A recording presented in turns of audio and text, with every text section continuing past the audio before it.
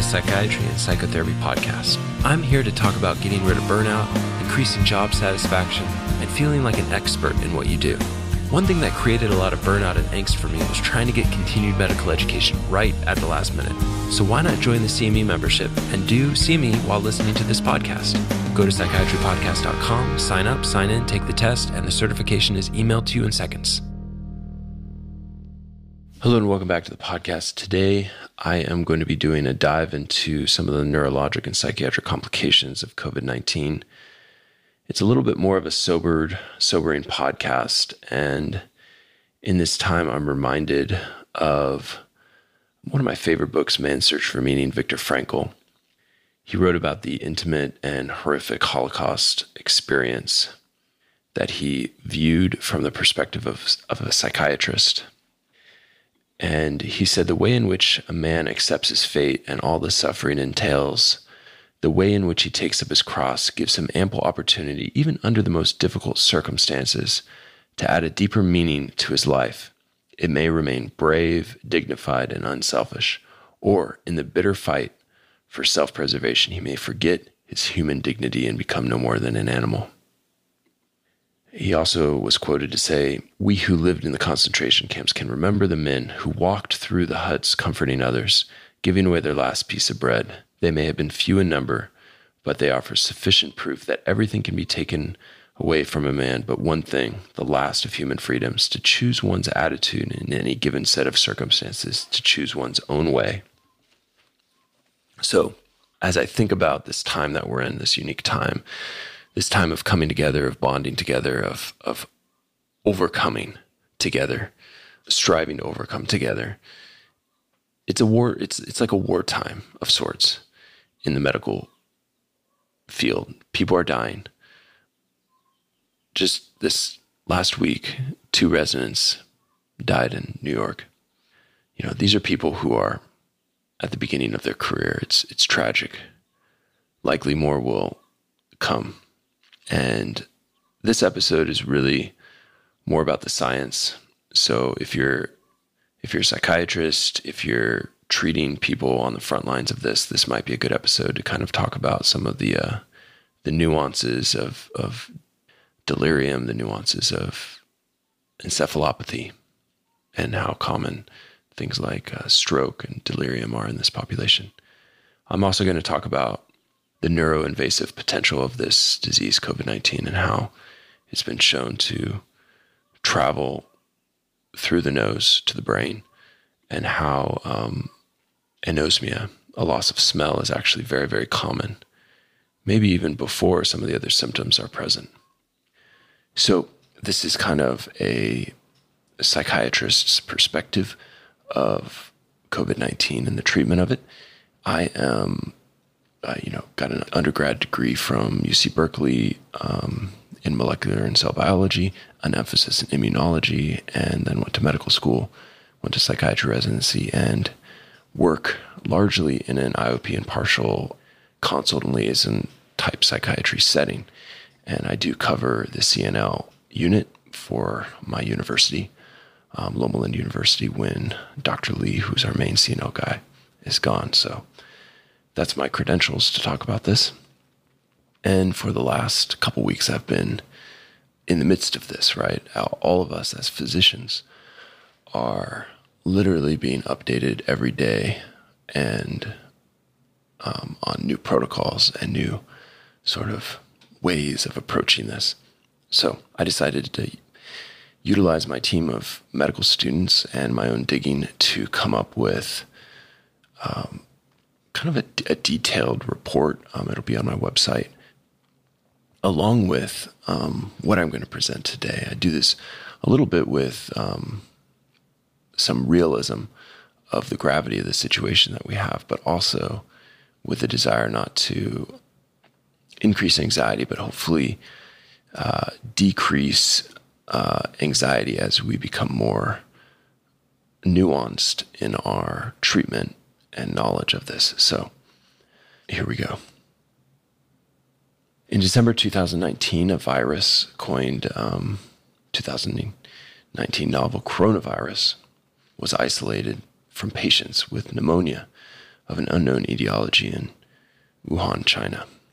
The 2019 novel coronavirus was soon renamed coronavirus disease COVID-19 by the World Health Organization on February 11th, 2020, and severe acute respiratory syndrome coronavirus 2 SARS-CoV-2 by the International Committee of Taxonomy of Viruses. Just to give some background information before I jump into the psychiatric manifestations and such. This virus has been linked to a seafood market, a large live animal and seafood market that sold exotic animals, including bats. And through genomic testing, the SARS-CoV-2 was shown to be a positive strand, single-stranded RNA virus closely related to the bat-derived SARS-like coronavirus.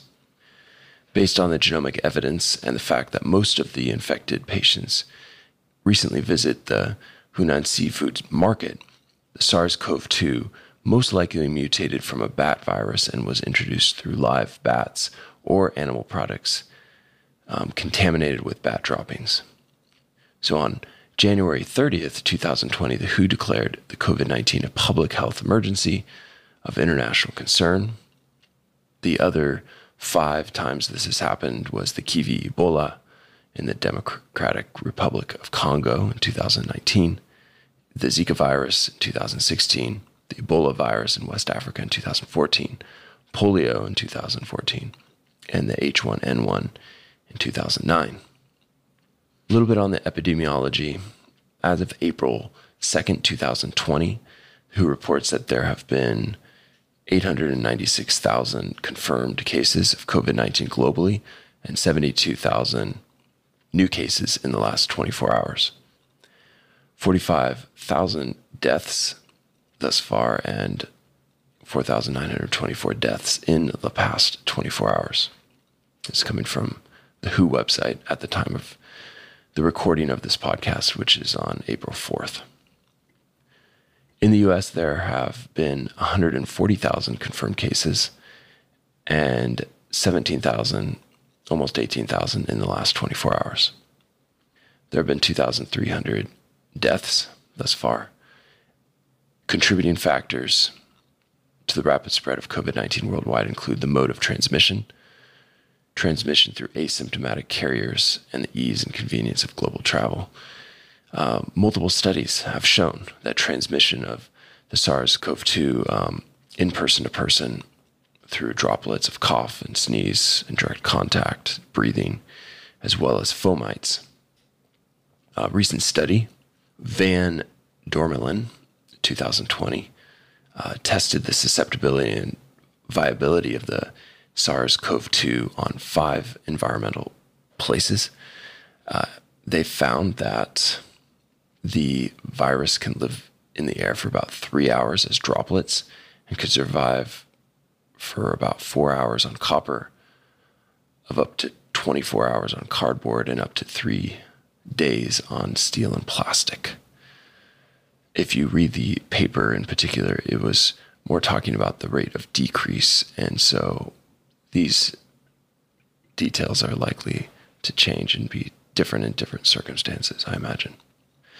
Our current understanding is that the mean incubation period is 5 to 6 days. This number has moved around a little bit, but the CDC, the WHO, and the European Center of Disease Prevention and Control all say that the incubation period can be 1 to 14 days, which is why this is such a virulent or easily spread illness, because so many people are spreading it without even knowing that they're sick.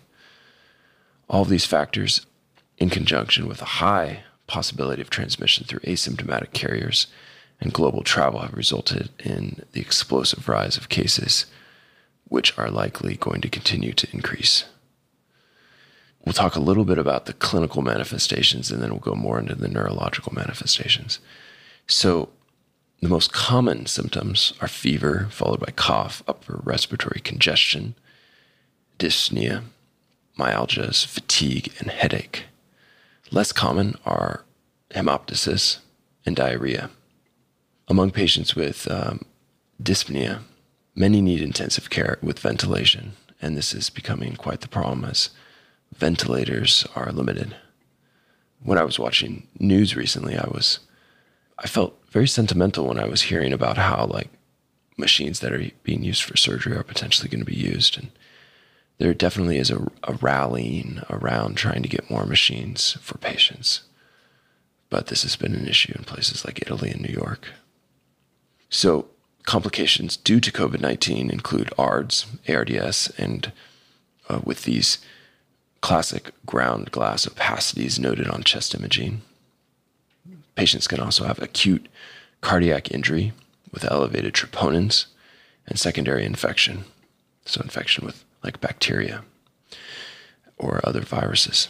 Risk factors increased morbidity and mortality associated with COVID-19 include older age and a comorbid health complications such as diabetes, hypertension, cerebrovascular disease, cardiovascular disease, and delirium. Recently, there has been new evidence for anosmia, loss of smell, in patients with COVID-19, and maybe even early on, patients may have this. In the United Kingdom, they discussed this in a paper that summarized the report from Germany that 2 out of 3 confirmed cases of COVID-19 had this loss of smell. And in South Korea, where they did a lot more testing, 30% of patients with mild symptoms tested positive for COVID-19. So in this article that I was reading, they recommended anosmia being added to COVID-19 symptoms and used for potential screening. Okay, now to get into some of the things from a psychiatric and neurological perspective.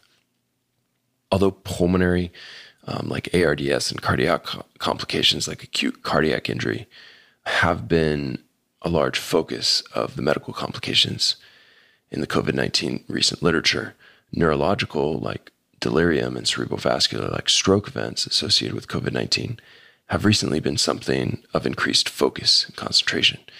Previous studies on the coronavirus, such as the SARS-CoV-1 and the MERS-CoV, had neuroinvasive potential and seemed to favor the brainstem, specifically in where they would be infecting.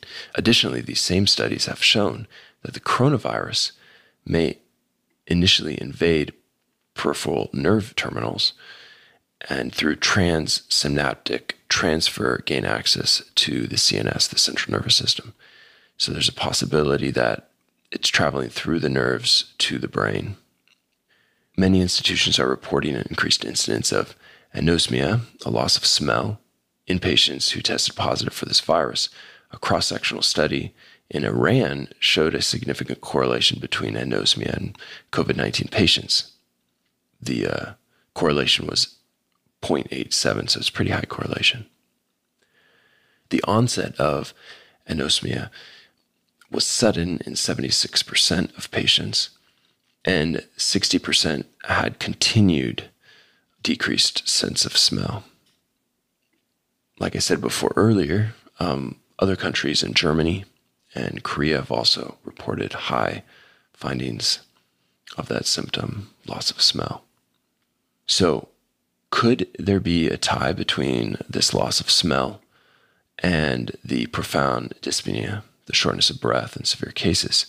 A study in the Journal of Medical Virology in 2020 by Lee et al. Described how the nose is directly linked to the brain.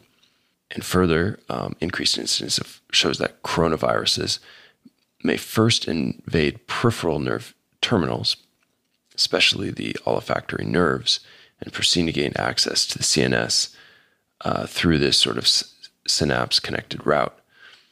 The sister SARS-CoV virus has been studied much more in depth because it was, been around longer, and it showed that there was virus in the brain in both patients and animals, experimental animals, where the brainstem was heavily infected.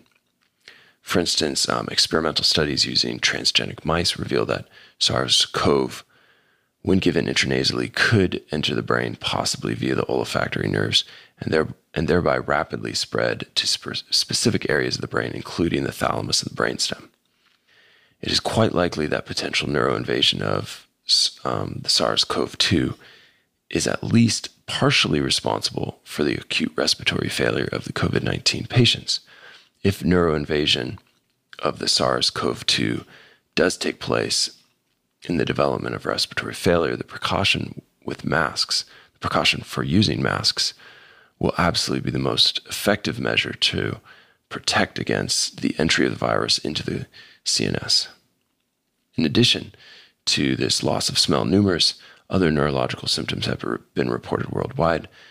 A retrospective case series in 3 designated COVID-19 care hospitals of the Union Hospital of Haushong University of Science and Technology in Wuhan, China, reported 3 main areas of concern. They found, and this was an article in 2020, Mao et al., that the central nervous system most commonly had complaints of dizziness, 16% of patients, headaches in 13%. And they also found that the rates of acute cerebrovascular disease, so basically stroke, was 5.7% in the severely ill and 0.8% in the less severely ill COVID-19 patients. They found that impaired consciousness was found in 14.8% of the severely ill versus 2.4% of the moderately ill. This shows that there are these cases where delirium and stroke are common in this population and should be on people's radar. Interestingly, when I was looking at this article, where they were comparing the severe versus the non-severe COVID-19 patients, dizziness and headache were about the same between the two groups. Impaired consciousness was much higher in the severe disease COVID-19 patients, and acute cerebrovascular disease was much higher as well in this severe COVID-19 group. So on April 3rd, 2020, that was yesterday, there was a case report that was published of acute necrotizing encephalopathy. This was a middle-aged patient who tested negative for other things that might cause it, such as herpes simplex virus 1 and 2, varicella zoster virus, West Nile virus, and they were also PCR confirmed diagnosis of COVID-19. They found in imaging symmetric hypoattention of the bilateral medial thalami and hemorrhagic rim enhancing lesions of the bilateral thalami, medial temporal lobes, and subinsular regions. I'll put a link to that on my website, psychiatrypodcast.com as well. The image is something you can't miss. So although this is rarely seen, acute necrotizing encephalopathy is a serious complication of influenza and other invasive viral conditions. And the proposed mechanism for the rapid decline in neurocognition is up for debate, but recent articles in The Lancet suggest that cytokine storm has an important implication. Predictors of the fatality from a recent retrospective multi-center study of 150 confirmed COVID-19 patients in Wuhan, China included elevated ferritin, a mean of 1,297 nanograms per ml in non-survivors versus 614 nanograms per ml in survivors, and IL-6 also much higher, suggesting that mortality might be due to virally driven hyperinflammation. Still, others continue to argue that the spread of the coronavirus through synapse-connected routes of the olfactory and lower respiratory areas to the medullary respiratory centers of the brainstem. And so, it's possible that the most important takeaway from this is that there may be neurological findings with COVID-19 that aren't just stroke and delirium, but also there could be acute necrotizing encephalopathy. So I wanted to talk a little bit about delirium as well, because in studies, it was around 15% of people presenting with severe COVID-19. This is something that we get consulted on for CNL psychiatry. There's both the acute illness, right, which could cause the delirium, and the neuroinvasive potential, which could also increase the likelihood of delirium. Older people are at greatest risk for COVID-19. And if the infection is present and more severe, they are more likely to have delirium. Around 15% will have delirium. Although this is not something that can be just seen in older people. So I was thinking about this, and I was thinking about how QTC, so QTC is something that we monitor on an EKG to see how much of a risk someone is going to have for torsades, which is an arrhythmia. And if someone has heart failure or heart damage, they're at higher risk for QTC to be an issue. And further, we are giving medications with elevated QTC potential in these patients, azithromycin and Plaquenil. This becomes a problem when all antipsychotics, which is the usual treatment to calm someone down in the midst of delirium, all antipsychotics except for Abilify increase QTC. So as a CNL psychiatrist, this is something we will be evaluating and considering and weighing and measuring and monitoring. Patients with COVID-19 have higher risk for cardiovascular disease.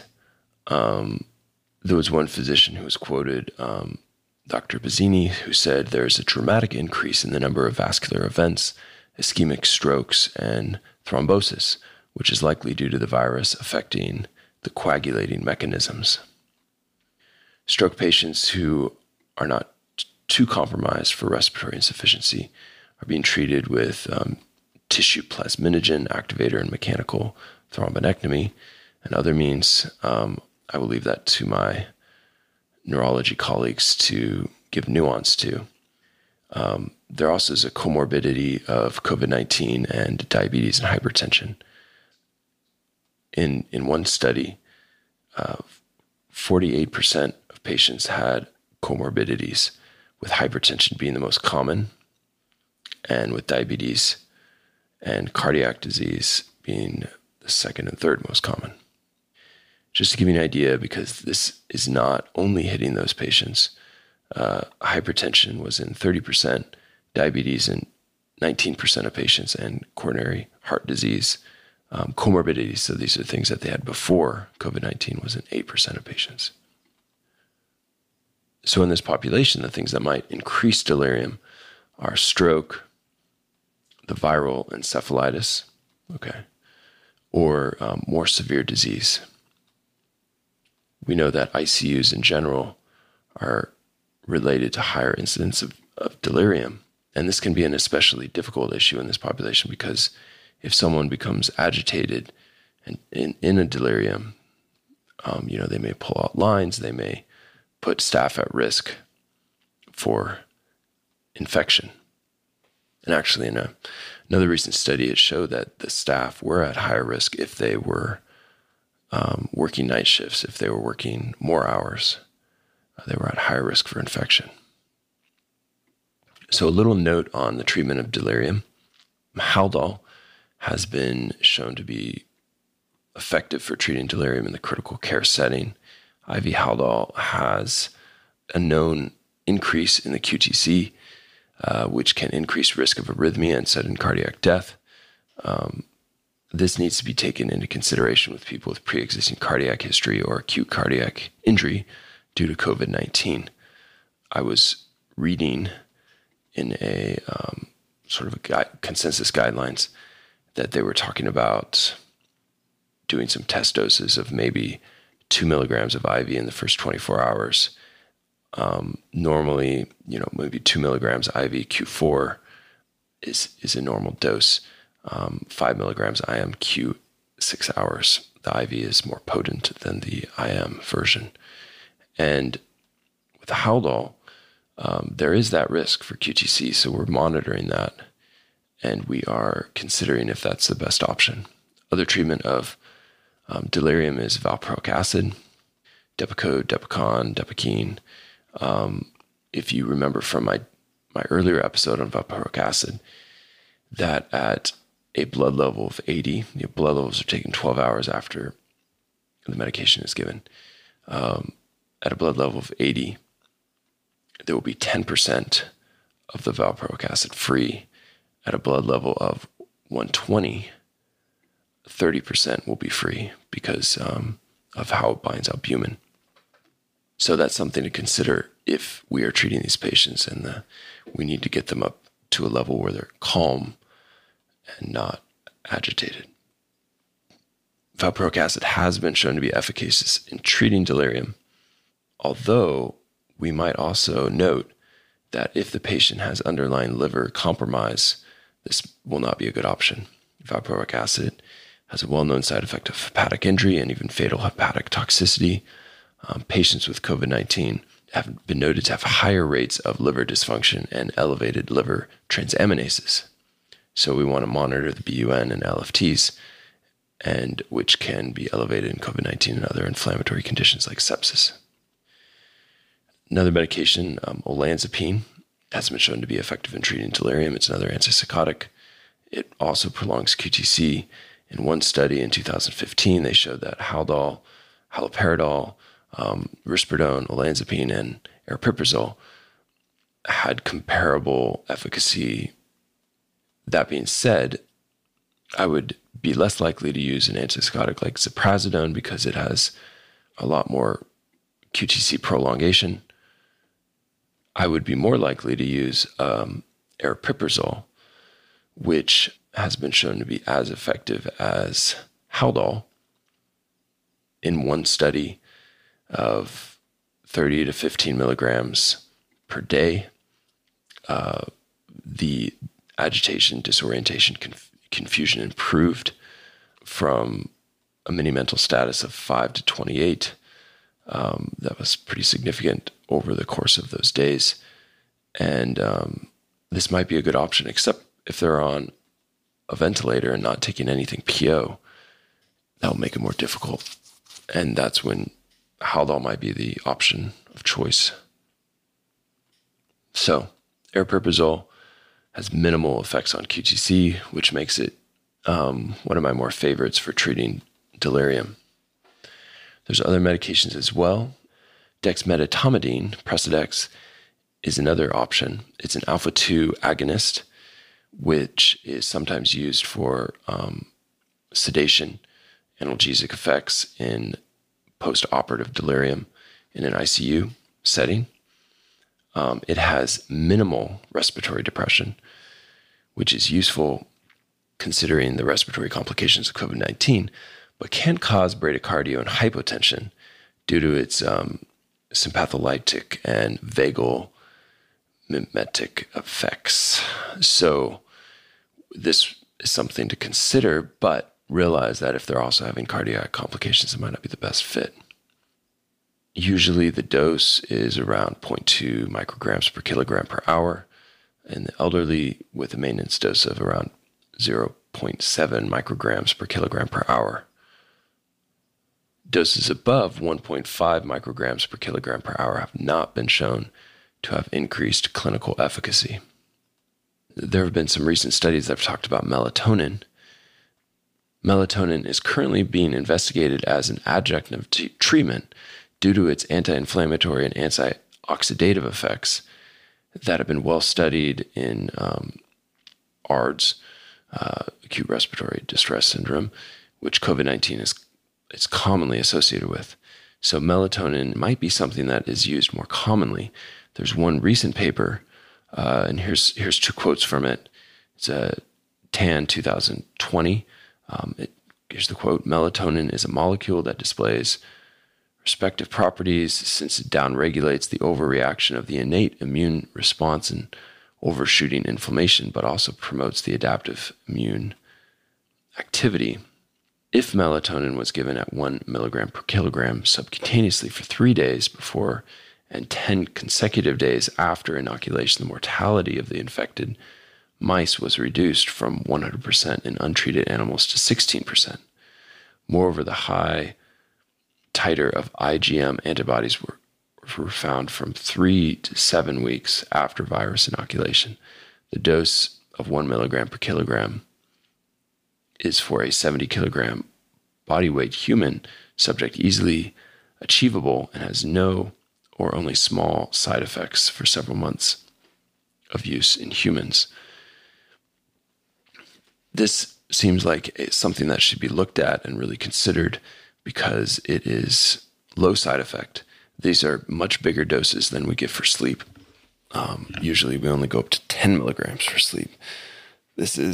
I would be taking basically 100 milligrams of this per day with my body weight. Maybe a little bit more. Okay, so talking a little bit about the treatments that are currently being used for COVID-19 from a psychiatrist's perspective of all these other meds that we're giving as well. The chloroquine, hydroxychloroquine, has been shown to inhibit the COVID-19 replication and elimination of the COVID-19 virus from the body. However, studies have shown that chloroquine prolongs QTC, so this should be something that's taken into account when we are giving other medications that prolong QTC. Azithromycin has also been shown to be an effective adjunct to hydroxychloroquine in reducing viral load in COVID-19 patients. Azithromycin as well as other macrolides have been known to increase QTC, which can increase risk of cardiac arrhythmias, torsades de pointes. The risk is increased in elderly women with coexisting heart disease that were taking QTC prolonging drugs. So extra care needs to be taken with this population as they are at higher risk for delirium and poor outcomes associated with COVID-19. There's an antiviral called remdesivir. It's a broad-spectrum antiviral which has been found to block viral replication in SARS and MERS and has been found to block SARS-CoV-2 infection in vitro. There is no current research being done that looked at the drug-drug interactions that we could find with the other medications. So take that into consideration. There are also high-dose IV vitamin C is currently being investigated as an adjunctive treatment. It has been found to reduce mortality rates in patients with sepsis and ARDS, both of which commonly associated patients in the ICU on ventilator support and now severe COVID-19 infections. So that's another proposed treatment for COVID-19. A word on Nsaids. We know the tweet that came out from France saying don't use Nsaids. They're commonly used in general for people with sore throat, fever, but newer studies have shown that maybe it prolongs illness by depressing the immune response and results in more severe illness and complications. And I'll put this article because when I don't know if I would have believed it if I wouldn't have read these articles. This correlates with other research that NSAIDs use in community-acquired pneumonia was associated with pleural pulmonary complications and more complicated recovery course. So I would recommend Tylenol, acetaminophen instead of ibuprofen. Corticosteroids have previously been used for SARS and MERS. However, corticosteroids in treating COVID-19 is not currently recommending, as there has not been shown to be any benefit and maybe more harm than good. It shows the risk of corticosteroids may increase mortality, increase secondary infections, impaired clearance of the SARS-CoV-2 and prolonged viral shedding, and other side effects of corticosteroid therapy such as psychosis and delirium. So initially when I was thinking about what medications might be used to treat COVID-19, I was thinking corticosteroids, but I think actually from after reading these papers, it's probably not a good treatment. And, I was thinking it might be used to treat it and all the psychiatric manifestations of things that can come from steroids. But it turns out that it's probably not something that they're going to be using. That might be different, by the way, for people who have the encephalitis, the viral encephalitis, specifically what I talked about before with the acute necrotizing encephalopathy. It looks like they treated with some corticosteroids. So sometimes that's used to decrease swelling in the brain. So there's a lot of nuance in both the treatments and the side effects of the treatments. I think it's worth talking a little bit about antibodies to the coronavirus. So there's both convalescent plasma. So this is people who were infected with the coronavirus. And so the plasma distills the antibodies that they have in their blood still to the coronavirus. And then basically you can give this to patients who are sick. I think that's a wonderful treatment, and that's a good option. The second thing is producing coronavirus antibodies in a lab. This is done by isolating B cells from people who have had coronavirus, making them produce a ton of antibodies, purifying them, and then administering them to patients. This is what they did for Ebola, and I think it's promising. Another option is testing antibody treatments already on the market for other conditions with potential crossover benefits for COVID-19 patients. Further, another option is a coronavirus fighting antibodies from mice. So you try to make these antibodies as human-like as possible. There have been questions of, can you take antibody treatments before you get sick to prevent illness? And this was used for kids, actually, for RSV, because there's no RSV vaccine. They would give lab-grown antibodies to high-risk children. So I wonder if we should be giving these to people on the front lines of treatment, the front lines medical workers, if we should be giving them antibodies so that if they do get infected, they would have lower risk for disease. Further, all of this pointing towards the strong importance of PPE to protect our healthcare workers. It's a true tragedy that we were not prepared for this, and that there's been such a shortage. So other thoughts on the treatment of things like delirium. It's possible we should do early screening. We should reduce the risk of healthcare workers getting the disease from patients who are potentially delirious. I think that mechanical restraints are indicated at times when otherwise there are not effective treatments, or treatments would cause other side effects that would put the patient at risk of death. So we should try to reduce the risk of delirium in these patients by reducing precipitating factors, optimizing medical illnesses, not letting patients get too dehydrated or malnourished, cognitive impairment, optimizing cognitive impairment. Can we optimize vision and hearing impairment?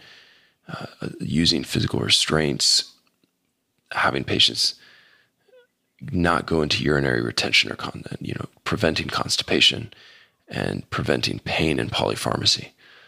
So there's things that we can do to reduce the risk of delirium. And if we can do that, it's the best treatment, obviously, if you get it beforehand. I know in our department, we are trying to move to do telepsychiatry for these delirious patients. I've read on forums that talking to the nursing staff, getting a history from the physician, and maybe not even going into the room, but just treating the patient presumptively if they have delirium and it's obvious, it might be more prudent to not go in and do a physical exam. And physical exam is pretty limited usually in these patient populations. So if it's pretty clear cut, maybe just doing more of a sidewalk consult would be more prudent to reduce the risk of transmission and reduce risk to the healthcare workers themselves. But at our institution, we are moving towards doing more of a telepsychiatry consult service to reduce the risk to our staff.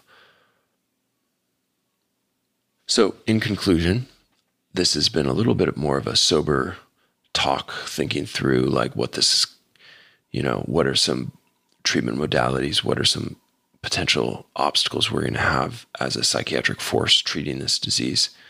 It is a sobering time. It's a wartime of sorts in the medical world, and you feel it. You feel it on the internal medicine doctors and the people who are on the front lines treating this disease. And as a psychiatrist, being in the trenches, hearing the anxiety all day, it does something to you. And you have to stay grounded. You have to practice self-care. I've been going for more walks. I've been eating healthy, trying to, fast a little bit in the morning, do some intermittent fasting, doing some swimming, playing with the kids a lot when I am home. And I hope that you are practicing some self-care as well. And I know if you're a physician or if you're a nurse listening to this, if you're on the front lines treating these patients and you feel exhausted, of course you're entitled to. I mean, there are psychiatrists and therapists who would love to connect with you if you're struggling. This is a time that we all can rally together and we can make the best of a very difficult situation. I think in large part we were in a sort of, we were like indoor cats and now we're like outdoor cats. The average life expectancy of indoor cats is about 3 times as long as outdoor cats. And sometimes with all of the many benefits that come with being a post-industrialized society, and we're just used to a level of security, and we're in insecure times. We're in times where it's a little bit more sobering, and I feel it. I feel the intensity of it. I feel the intensity of this time.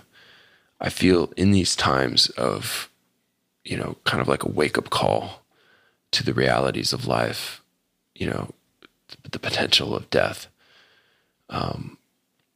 It can be good to see people rally together. And I have seen my department closer than ever. And we, are having daily updates, daily phone calls, Zoom calls, talking about what's going on, talking about how to manage, the inpatient psychiatric units in these times, talking about how to manage the CNL services in these times. And secondly, I'm well aware that today is April 4th and that in 1 week there may be, updates to this that are needed. And so, I am operating on the best information that I can at the time of recording this. And I'm sure that new things will be found. Things will be disproved that we thought to be the case, and new treatments will be found that are exciting.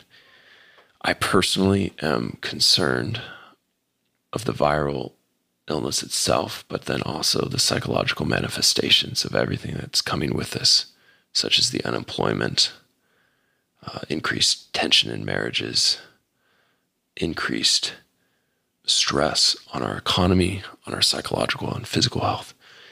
And I'll be talking about this in coming weeks, talking about things that we can do to cope with this.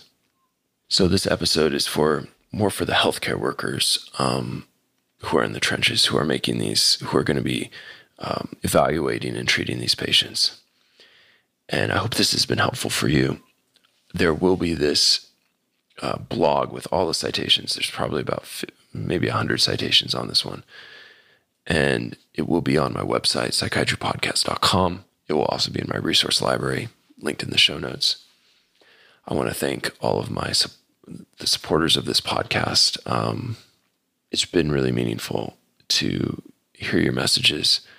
A lot of you have written me personal messages when you sign into the resource library, and I read those, and I really appreciate them. So I wish you guys a good day. I hope you are well.